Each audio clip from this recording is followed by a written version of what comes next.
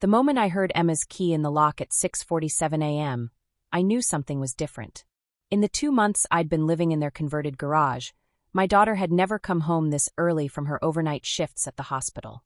I pressed my ear against the thin wall that separated my little apartment from their house, and what I heard made my blood run cold. "Marcus, we need to talk. Now." "Well, honey, let me tell you how this all started. After my Harold passed 2 years ago, my sweet daughter Emma begged me to come live with her and her husband Marcus.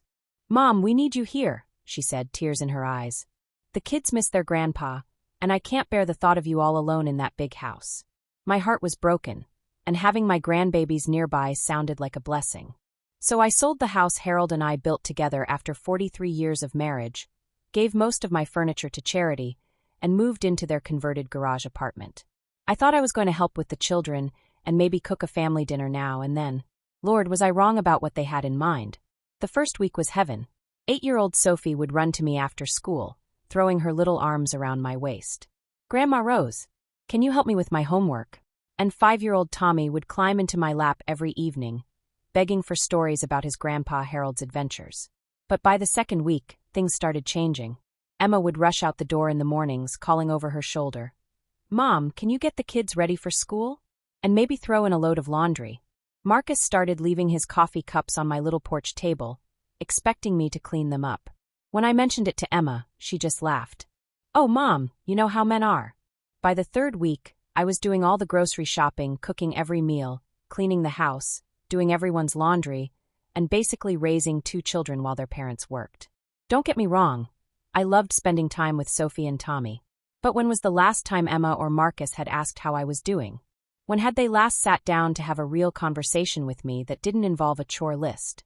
The morning I heard Emma's urgent voice, I'd already been up since 5:30, making lunches for the kids and starting a pot roast for dinner. Through the wall, I could hear her pacing in the kitchen. "She's got to go, Marcus. I can't take it anymore." My heart stopped. I pressed closer to the wall, hardly daring to breathe. "Emma, keep your voice down," Marcus whispered. "She'll hear you." "I don't care if she hears me. This was supposed to make our lives easier, not harder. The kids are more attached to her than they are to us.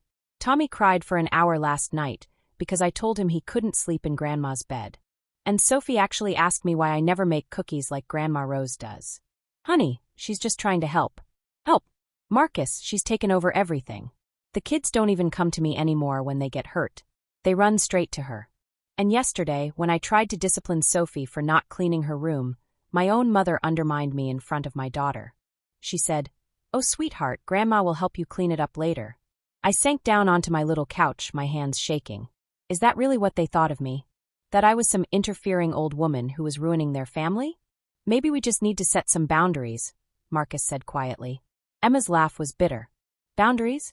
Marcus, she does our laundry, cooks our meals, cleans our house, and watches our children. How exactly do I tell my grieving mother that she's being too helpful?" "Well, when you put it like that. Exactly. And that's not even the worst part. Do you know what Mrs. Henderson said to me yesterday at the grocery store? She said, 'Oh, Emma, you're so lucky to have your mother living with you. She's at the store every day, buying groceries for your family.' And I saw her at the school pickup line again, such a devoted grandmother. I wanted to disappear into the floor. People are just being nice, Em. No, Marcus, they're judging me. They think I'm taking advantage of my mother. And maybe I am." The silence that followed was deafening. I could hear my own heartbeat pounding in my ears. "So what are you saying?" Marcus finally asked. "I'm saying we made a mistake. When I asked her to move in, I thought it would be like having a live-in babysitter who could help out occasionally. I didn't think she'd become the primary caregiver to our children and the manager of our household. She's not that bad. Marcus, when was the last time you came home to a house that wasn't spotless? When was the last time you had to think about what we were having for dinner? She's spoiling us, and she's spoiling the kids, and I feel like a stranger in my own home."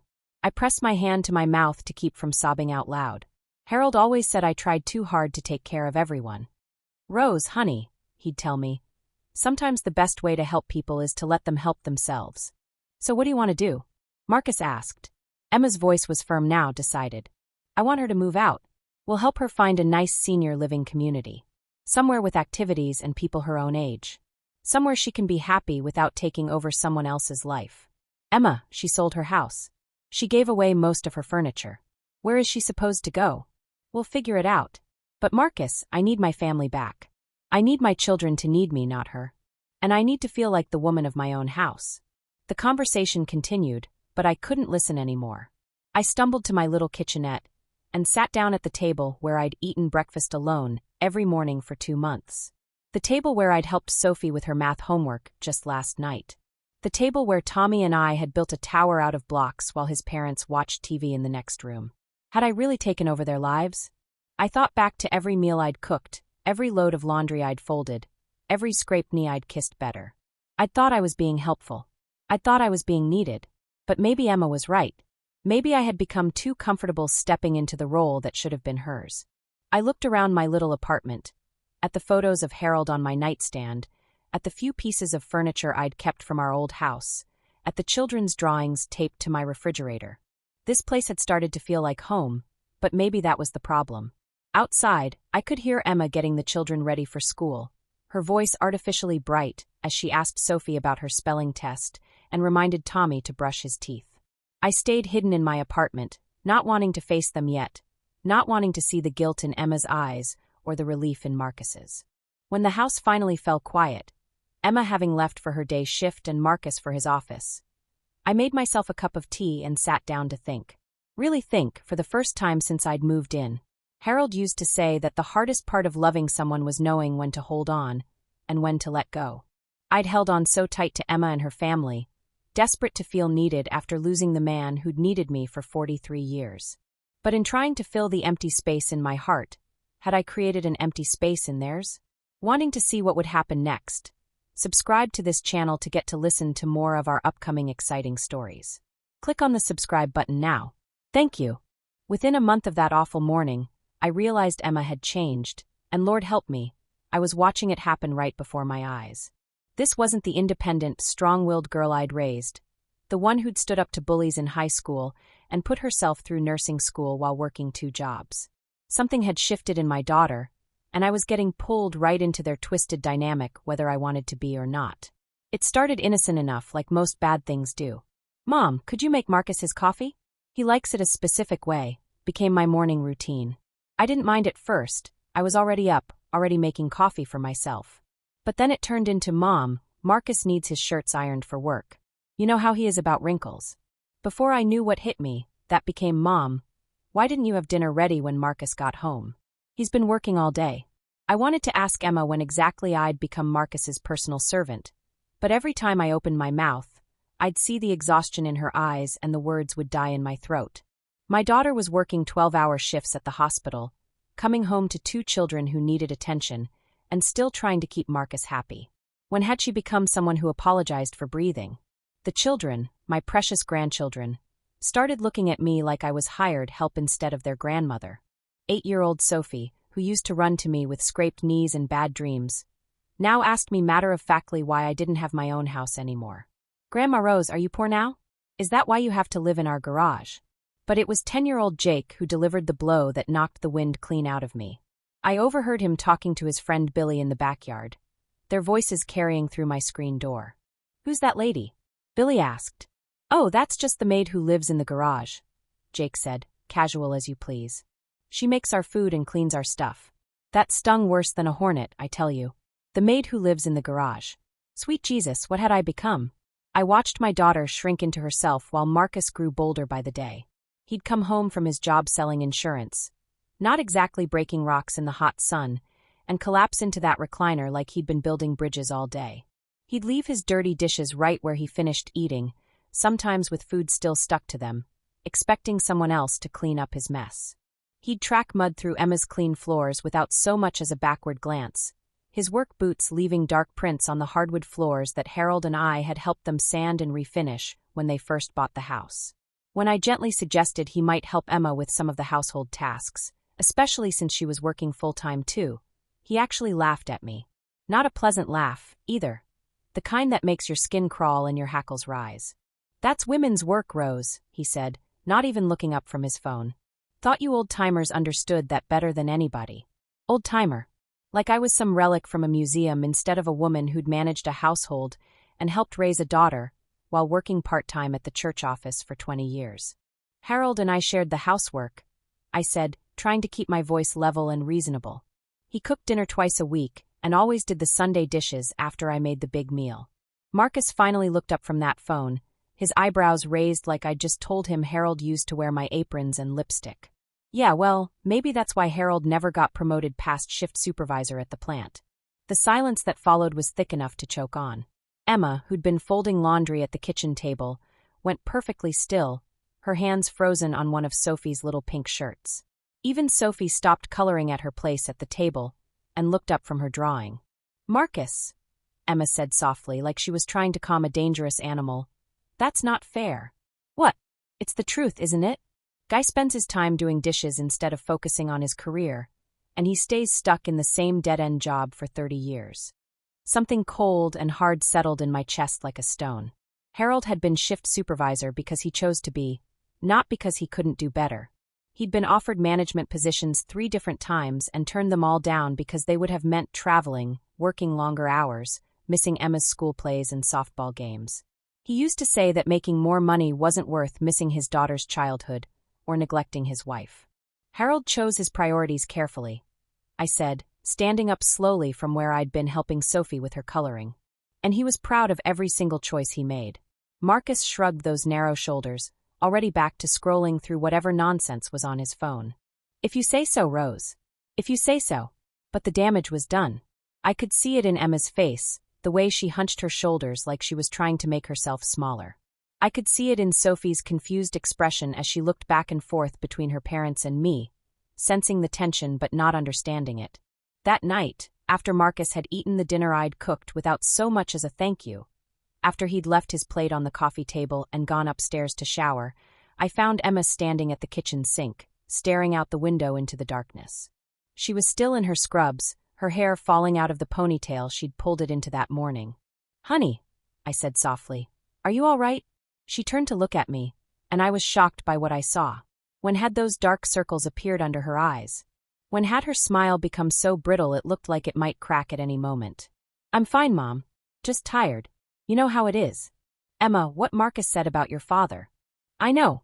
She held up one hand to stop me, and I could see her wedding ring catching the light from the overhead fixture. "I know Dad was a good man.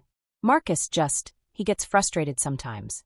The insurance business is more competitive than it used to be, and his boss has been riding him pretty hard." I wanted to ask her when Marcus's frustration had become an excuse for meanness, when his bad day at work had become a license to hurt the people who loved him. But I held my tongue because I'd already heard that conversation about wanting me gone, and the last thing I wanted was to give them more reasons to ship me off to some old folks' home. Over the next few weeks, I watched my daughter disappear a little more each day, like she was fading right before my eyes. Marcus's demands grew bolder, his expectations higher. He started leaving me notes, actual written notes like I was his employee instead of his mother-in-law. "Rose, the baseboards in the living room need dusting." "Rose, my golf shirts are wrinkled again." "Rose, tell Emma the meatloaf was too dry last night." "Tell Emma." As if she were his secretary instead of his wife, his partner, the mother of his children. I tried talking to Emma about it, but she'd just give me that smile that didn't reach her eyes and say, "Oh, you know how Marcus is, Mom. He's just particular about things." Particular. That's what she called it when he snapped at Sophie for leaving her backpack by the front door. Particular was her word when he criticized the way she folded his undershirts, refolding every single one while she watched. And particular was apparently what you called it when a grown man expected his mother-in-law to pick up his dirty socks from the bedroom floor because he couldn't be bothered to put them in the hamper that was 3 feet away. But the real breaking point, the moment when I knew things had gone too far, came on a rainy Tuesday evening in March. Emma was working a double shift at the hospital, pulling 16 hours because they were short-staffed in the ICU. I was helping Jake with his math homework at the kitchen table while Sophie practiced her piano lesson in the living room, her little fingers stumbling over the keys as she worked through Für Elise. Marcus came home in a mood blacker than a thundercloud, slamming the front door so hard that Sophie's hands stilled on the piano keys, and Jake looked up from his fractions with worry in his eyes. "Where's dinner?" Marcus demanded, not even saying hello to his children, not asking about their day or how school had gone. "I made a tuna casserole," I said, keeping my voice calm and level. "It's in the oven, staying warm. Should be ready in about 10 minutes. "I don't want casserole." His voice was flat, dismissive. I want real food. Emma knows I don't like those concoctions you make. Concoctions. I'd been cooking for more than 50 years, had won 3 blue ribbons at the county fair for my green bean casserole and 2 for my apple pie. But to Marcus, everything I made was just concoctions, like I was some witch stirring up potions in a cauldron. Well, I said, standing up from where I'd been helping Jake with his homework. There's sandwich meat in the refrigerator if you'd prefer that. And I think there's some leftover chicken from Sunday. Marcus stared at me like I'd suggested he eat garbage from the can. Are you kidding me right now? I work all day to support this family, and you expect me to make my own sandwich like some kind of bachelor? Dad, Jake said quietly, not looking up from his math worksheet. Grandma Rose made tuna casserole. It's really good. She puts those crunchy noodles on top that you like. I wasn't talking to you, Jake. Marcus's voice could have cut through steel. And I don't remember asking for your opinion about Grandma's cooking. I watched my grandson's face crumple like he'd been slapped, and something fierce and protective rose up in my chest like a mama bear defending her cubs. This was Harold's grandson, Emma's precious boy, and nobody was going to talk to him that way while I had breath in my body. Marcus, I said, my voice steady but with steel underneath it. There's no need to snap at the boy. He was just trying to help. Marcus turned those cold gray eyes on me, and for the first time, I saw exactly what my daughter had been dealing with day after day. There was something calculating in that stare, something that actually seemed to enjoy making people feel small and worthless. Rose, he said, his voice dangerously quiet. I think you forget sometimes that this is my house and these are my children. I'll discipline them however I see fit. Of course they're your children, I said, feeling my own temper start to rise. But they're also my grandchildren, and I won't stand by while you hurt their feelings over something as silly as what's for dinner. Hurt their feelings? Marcus let out a laugh that had no humor in it whatsoever. Jesus Christ, Rose, no wonder Emma can't make a decision without calling Mommy first. You women are all the same. Everything's about feelings instead of facing reality. And what reality is that, Marcus? The reality that maybe if you'd raised Emma to understand that the world doesn't revolve around making everyone comfortable all the time, she'd be a better wife and mother instead of the doormat she's turned into. The words hit me like a physical blow, like he'd reached across the room and slapped me across the face.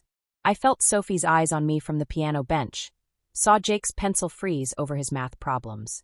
In the sudden, terrible quiet, I could hear the casserole bubbling in the oven and the tick of Harold's old grandfather clock in the hallway.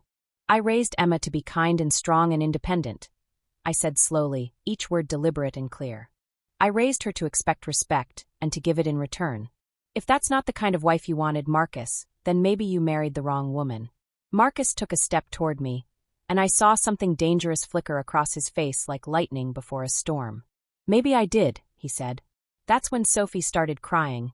Not loud, dramatic sobs, but the quiet, heartbroken tears of a little girl who'd just watched her whole world crack right down the middle. Jake pushed back from the table and ran upstairs, his math homework scattered and forgotten, his footsteps thundering on the stairs like he was running from a fire. And I stood there in my daughter's kitchen, facing down a man who'd just threatened the very foundation of everything she'd built her life on, wondering how in God's name I'd let things get this bad. Look what you've done now, Marcus said, gesturing toward Sophie with disgust. Look how you've upset everyone. But I was done. Done with his blame, done with his excuses, done with watching him chip away at my family's happiness one cruel word at a time. No, Marcus, I said, my voice rising for the first time since I'd moved into their garage. Look what you've done. Wanting to see what would happen next, subscribe to this channel to get to listen to more of our upcoming exciting stories. Click on the subscribe button now. Thank you. Things came to a head last Tuesday, and I should have seen it coming from a mile away. Looking back now, all the signs were there. Emma's jumpiness whenever Marcus's car pulled into the driveway, the way she'd check and double-check everything before he got home, like she was preparing for an inspection instead of welcoming her husband. I found her crying in the laundry room that afternoon, her shoulders shaking as she stood over a basket of towels that needed folding. At first, I thought maybe she'd hurt herself, caught her finger in the washer lid or something simple like that. But when I got closer, I could see this wasn't about physical pain. This was the kind of crying that comes from somewhere deep inside, the kind that Harold used to call soul tears. Emma, honey, what's wrong? I asked, reaching out to touch her shoulder. She flinched away from me like I'd burned her, wiping her eyes with the back of her hand. Marcus invited his poker buddies over tonight, she said, her voice thick with tears and something that sounded awfully close to panic. He just texted me 20 minutes ago. They'll be here at 7, and the house is a disaster. I haven't vacuumed in 3 days, there's nothing for snacks, and I still have to pick up the kids from after-school care. I looked around the laundry room, then out toward the rest of the house. Disaster? The place was cleaner than most people's homes on their best day. Sure, there were a few toys scattered in the living room and maybe some dishes in the sink from lunch, but calling it a disaster was like calling a paper cut a mortal wound. Emma, the house looks fine, I said gently. And I can help you get ready. We can whip up some of those little sausage rolls men seem to love, maybe make some of that spinach dip with the bread bowl. No! The word came out sharper than a slap, and I stepped back shocked. Emma had never raised her voice to me like that, not even as a teenager when she was testing every boundary I'd ever set. She must have seen the hurt on my face because she immediately started backpedaling, her hands fluttering around like nervous birds. I'm sorry, Mom. I didn't mean to snap. It's just, Marcus is very particular about how he likes things when his friends come over. He has specific expectations, and if things aren't just right. She trailed off, but I could fill in the blanks myself. Honey, what happens if things aren't just right? Emma turned back to the laundry, her movements sharp and jerky as she started folding towels with military precision. Nothing happens, Mom. He just gets disappointed, that's all. And I hate disappointing him. Disappointed. The way she said it made my skin crawl. I'd been married to Harold for 43 years, and sure, we'd disappointed each other plenty of times. That's what happens when two people try to build a life together. But Harold had never made me feel like his disappointment was something to fear. Emma, let me help you. Between the two of us, we can have this place ready for company in no time. Just stay out of it, Mom. The words exploded out of her like she'd been holding them back with a dam that had finally burst. You're making everything harder. Every time you try to help, you just make it worse. I stood there in that laundry room, surrounded by the smell of fabric softener and detergent, feeling like I'd been gut-punched. In all my years of motherhood, through Emma's terrible twos and rebellious teens, through fights about curfews and boyfriends and college choices, she had never looked at me with such frustration, such raw desperation. How am I making it worse? I asked quietly. Emma's laugh was bitter as burnt coffee. Because you do everything your way, Mom. You organize things the way you like them, you cook the way you want to cook, you clean according to your standards. And then when Marcus comes home and things aren't the way he expects them to be, I'm the one who has to explain why the spice rack is organized alphabetically instead of by frequency of use, or why you use the good dish towels instead of the everyday ones. Emma, I didn't know. Of course you didn't know. Because nobody tells you anything. Marcus tries to be polite about it because you're my mother, but I can see how frustrated he gets. And then I have to smooth things over, explain why things are different, make excuses for why his own home doesn't feel like his anymore. Each word was like a little knife between my ribs. I thought about all the times I'd reorganized their kitchen cabinets to be more efficient, all the meals I'd cooked using my own recipes instead of asking what Marcus preferred, all the ways I'd made myself at home in a place that wasn't actually mine. I was just trying to help, I said, my voice barely above a whisper. I know you were. But Mom, sometimes help isn't what a person needs. Sometimes what a person needs is space to figure things out on their own. I nodded, even though my throat felt too tight to speak. What do you need me to do? For tonight, I mean. Emma wiped her eyes again, taking a shaky breath. Could you maybe just stay in your apartment tonight? I know that sounds awful, but Marcus's friends don't really know what to make of you being here, and it would just be easier if you weren't around while they're playing cards. Stay in my apartment. Like I was some embarrassing relative who needed to be hidden away when company came calling. But I could see the exhaustion in Emma's face, the way her hands were actually trembling as she folded those towels, and I knew this wasn't really about me. Of course, I said. I'll make myself scarce. The relief that washed over Emma's face was like watching someone surface from deep water, gasping for air. Thank you, Mom. I know it's not fair to ask, but it's fine, honey. You do what you need to do. I spent that evening in my little apartment, listening to the sounds of male laughter and conversation drifting through the thin walls. I could hear Marcus holding court, his voice louder and more confident than I'd ever heard it when it was just family around. Every now and then, I'd catch Emma's voice, higher and brighter than usual, like she was performing the role of the perfect hostess. Around 10:30, I heard cars starting up in the driveway and the sounds of goodbyes being called out. The house went quiet for maybe 10 minutes, and then the shouting started. I couldn't make out individual words at first, just the rise and fall of angry voices. But Marcus's voice kept getting louder, and Emma's kept getting smaller, until finally I could hear him clear as day through the shared wall. My mother never would have disrespected my father the way you disrespected me tonight. I pressed my ear closer to the wall, my heart hammering against my ribs. Marcus, I don't understand. What did I do wrong? What did you do wrong? His voice dripped with sarcasm. You served store-bought cookies, Emma. Store-bought. When Dave asked who made them, what was I supposed to say? That my wife couldn't be bothered to bake for my friends. I didn't have time to bake. I worked a 12-hour shift yesterday and had to pick up the kids and get the house ready. Excuses. That's all I ever hear from you anymore. Excuses and complaints. My mother worked too, Emma, but she still managed to keep a proper house and take care of her family without making my father feel like a burden. I don't make you feel like a burden. Don't you? When's the last time you ironed my shirts without me having to ask? When's the last time you cooked something I actually wanted to eat instead of whatever health food nonsense you picked up from some magazine? When's the last time you acted like you were happy to see me when I came home instead of looking at me like I was just another item on your to-do list? I could hear Emma crying now, soft, muffled sobs that made my chest ache. I'm trying, Marcus. I'm doing the best I can. Your best isn't good enough. The sound of something slamming, maybe his fist against the wall, made me jump. And having your mother here watching every move I make, judging everything I do, isn't helping anything. She looks at me like I'm some kind of monster, Emma. In my own house. She doesn't. She does. Tonight, when I asked her to stay out of the way, the look she gave me. Like I was some kind of tyrant for wanting to enjoy an evening with my friends without having to worry about what your mother thinks of every word that comes out of my mouth. That was a lie.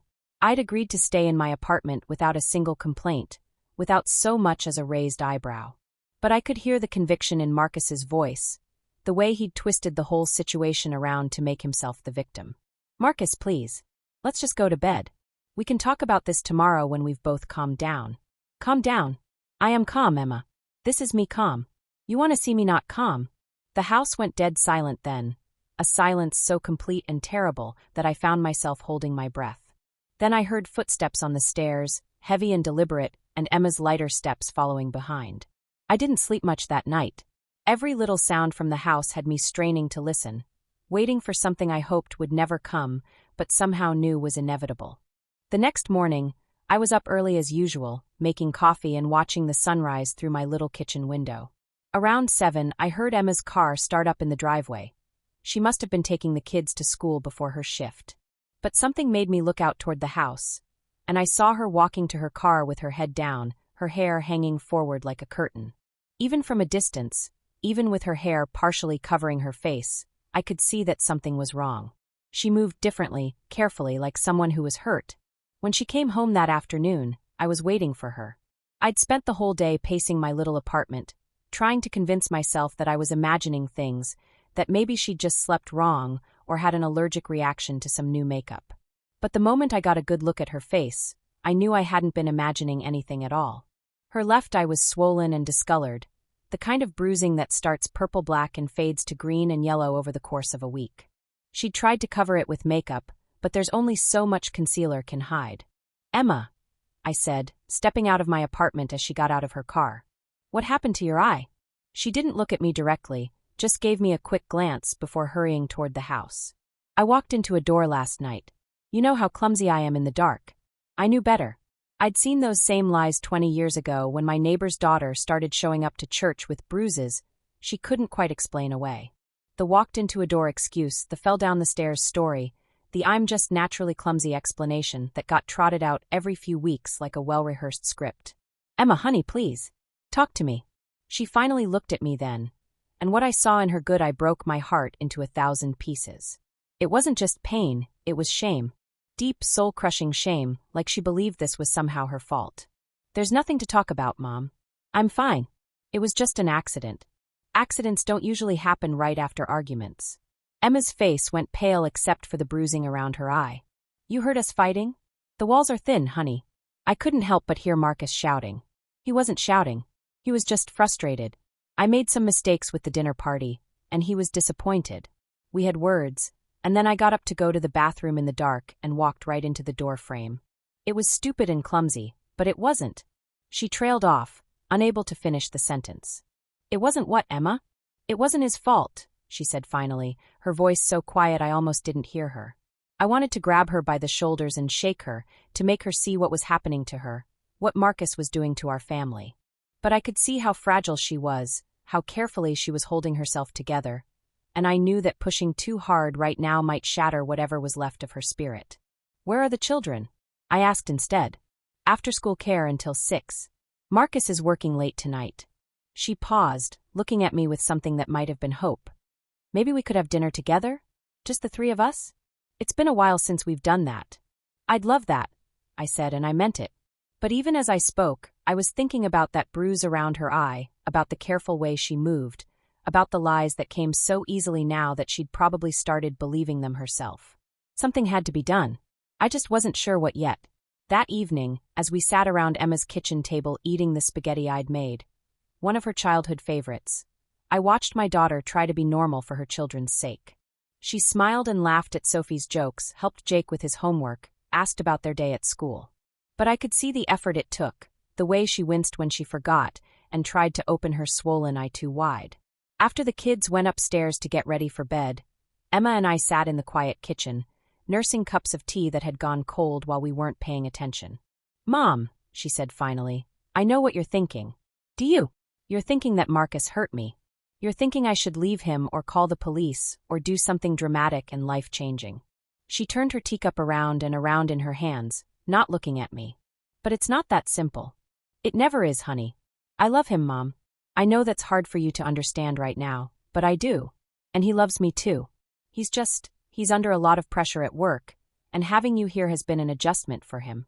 He feels like he can't relax in his own home anymore. I bit back the dozen responses that sprang to my lips. This wasn't about me, and turning it into a fight about my place in their house would only make things worse for Emma. What would make things better? I asked instead. Emma looked up at me then, and I saw a flicker of something. Relief, maybe, that I wasn't going to lecture her about what she should or shouldn't do. I don't know, she admitted. I just know that things can't keep going the way they have been. Something has to change. She was right about that, at least. Something did have to change. I just wasn't sure either of us was ready for what that change might look like. If you're still listening to this story up to this point, why don't you subscribe to this channel to continue getting impactful daily stories like this? We would be most grateful if you can do that to help boost this video to reach everyone. Thank you. Friday morning came gray and drizzly, the kind of weather that makes everything feel heavy and sad. I was sitting in my little kitchenette, nursing my second cup of coffee and watching the rain streak down my window, when I heard Emma's key in my door. She never used that key, had barely been in my apartment since I'd moved in, so I knew something was brewing. She stepped inside without knocking, closing the door behind her with a soft click that somehow sounded final. When she turned to face me, I barely recognized my own daughter. Her face was set in hard lines I'd never seen before, and her voice, when she spoke, was cold and robotic, like she was reading from a script someone else had written. Mom, Marcus and I have discussed this situation, and we've come to some decisions. I set down my coffee cup, giving her my full attention. What kind of decisions, honey? We can't continue the way we've been going. It's not working for anyone. She clasped her hands in front of her, standing stiff as a soldier delivering a report. If you're going to continue living here, there need to be some clear expectations and boundaries. Something cold settled in my stomach. I'm listening. You need to start pulling your weight around here. Really pulling your weight. Her voice never wavered, never softened. You'll be responsible for cooking breakfast, lunch, and dinner for the family. All meals every day. You'll do all the cleaning, bathrooms, bedrooms, kitchen, living areas. All the laundry, including ironing. The yard work. You'll watch the kids whenever we need you to, no questions asked, no matter what your plans might be. Each word fell like a stone into still water, sending ripples through everything I thought I knew about my relationship with my daughter. And most importantly, she continued, her voice getting even colder, you'll treat Marcus with the respect he deserves as the man of this house. No more questioning his decisions, no more undermining his authority with the children, no more of your disapproving looks when he's trying to discipline his family. I looked at my daughter, really looked at her, and tried to find some trace of the little girl who used to fight boys twice her size for picking on smaller kids. Tried to see the teenager who'd once told me she'd never let any man control her life, that she'd rather die an old maid than become some man's doormat. This broken woman standing in my kitchen wasn't her. This was someone else entirely, someone who'd been hollowed out and filled up with someone else's words, someone else's expectations. And if I don't agree to these terms? I asked quietly. Emma's chin lifted slightly, and for just a moment I saw a flicker of the stubborn girl I'd raised. But it was gone so fast I might have imagined it. Then you pack your bags and find somewhere else to live. We can't afford to support dead weight anymore. Dead weight. Sweet Jesus, is that what my own daughter thought of me? The woman who'd given birth to her, raised her, supported her through nursing school, helped her buy her first car, babysat her children, cooked her meals, cleaned her house? That's when I smiled, sugar. Not because I was happy. Lord knows there was nothing happy about this moment, but because suddenly everything became crystal clear. Like someone had just turned on all the lights in a dark room, and I could finally see exactly where I was and how I'd gotten there. Well, darling, I said, standing up straighter than I had in months. I guess I'll be packing then. Emma's face went white as fresh snow. She'd clearly expected me to beg, to plead, to agree to become their unpaid servant rather than face the world on my own. Her mouth opened and closed like a fish gasping for air. Mom, I didn't mean. That is, we just thought. Oh, but you did mean it, sweetheart. Every single word. I walked past her to my little bedroom and started pulling my suitcases down from the closet shelf. And you know what? You've just given me the greatest gift imaginable. I don't understand. I started folding my clothes with the practiced efficiency of someone who'd packed for family trips and hospital stays and all the other upheavals that come with a long life. You see, when your daddy and I built our life together, we were careful with money. Very careful. We saved every penny we could, invested wisely, lived below our means. Emma sank down onto my little couch, watching me pack with growing confusion. That house I sold when I moved in here? Your father and I bought it for $12,000 back in 1978. I sold it for $430,000. And all those investments your father made over the years, his 401k, the IRAs, the stock portfolio he managed so carefully? Well, let's just say they've been growing quite nicely in the 2 years since he passed. Mom, what are you saying? I paused in my packing to look at her directly. I'm saying I'm not the poor, helpless widow you seem to think I am. I've been playing that role because I thought you needed to feel useful, needed to feel like you were taking care of your old mother. But what you actually need is to remember who you are. Marcus appeared in the doorway then. I could feel him lurking there, probably eavesdropping from the moment Emma had started talking. He stepped into view with that smug expression he wore when he thought he was winning some kind of game. The daughter I raised, I continued, never taking my eyes off Emma's face, wouldn't let anyone, and I mean anyone, treat her mother like hired help. The daughter I raised would have told her husband to go iron his own damn shirts a long time ago. Now see here, Rose, Marcus started, but I held up one hand to stop him. I'm not talking to you, Marcus. I'm talking to my daughter. The real one, not this shell of a woman you've been turning her into. Emma's eyes filled with tears, but I couldn't tell if they were tears of anger or grief or something else entirely. You want to know what dead weight looks like? I asked, gesturing toward Marcus. It's a grown man who can't make his own coffee, can't pick up his own socks, can't treat his wife and children with basic human decency. That's dead weight, Emma. Not a woman who's been cooking and cleaning and childcare for free for months. I zipped up my first suitcase and reached for the second one. I thought I was helping you by moving in here. I thought I was giving you support, helping with the children, easing your burden. But all I did was enable this. I waved my hand to encompass the whole situation. I made it easier for you to forget who you are, and I made it easier for him to treat you like a servant in your own home. The room was so quiet, I could hear the rain pattering against the windows and the tick of Harold's travel alarm clock on my nightstand. Where will you go? Emma asked finally, her voice small and lost. Here's the twist that even I didn't see coming, honey.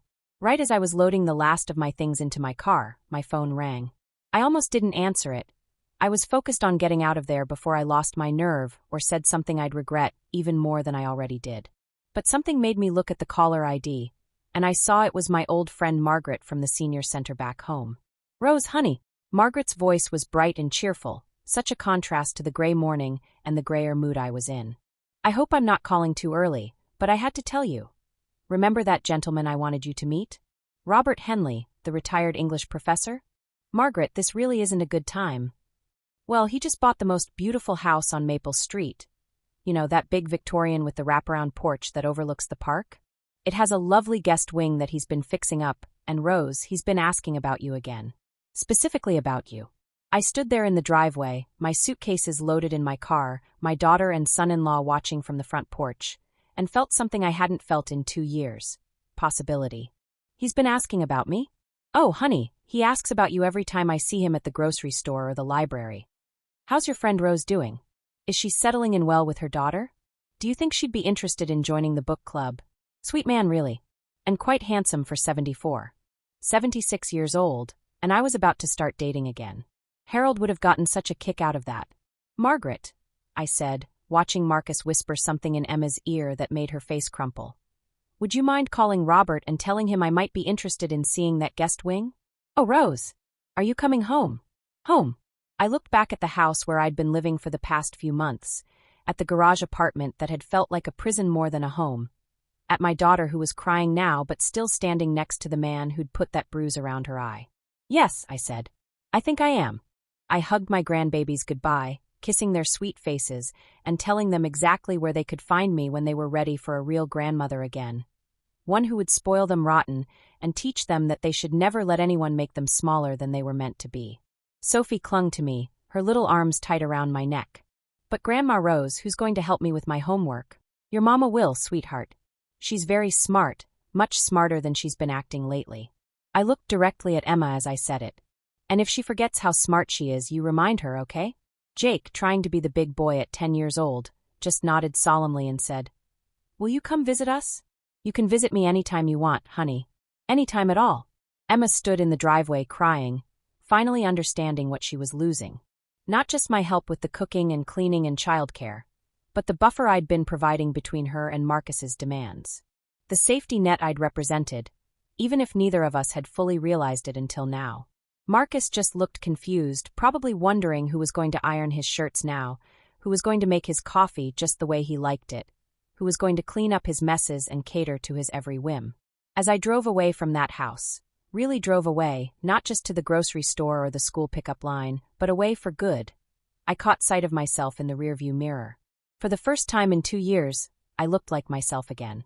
Not like someone's burden or someone's unpaid help or someone's inconvenient mother-in-law, but like Rose Patterson, a woman who'd survived 76 years by knowing her own worth. Sometimes the best gift your children can give you is showing you it's time to save yourself. And let me tell you, that realization was worth more than all the gratitude and appreciation I'd been craving from them. I had Margaret's directions to Robert's house written down on a scrap of paper, and I had a full tank of gas and a heart that felt lighter with every mile I put between myself and that garage apartment. Harold always said that the best adventures started with a single step in a new direction. Well, I was taking that step.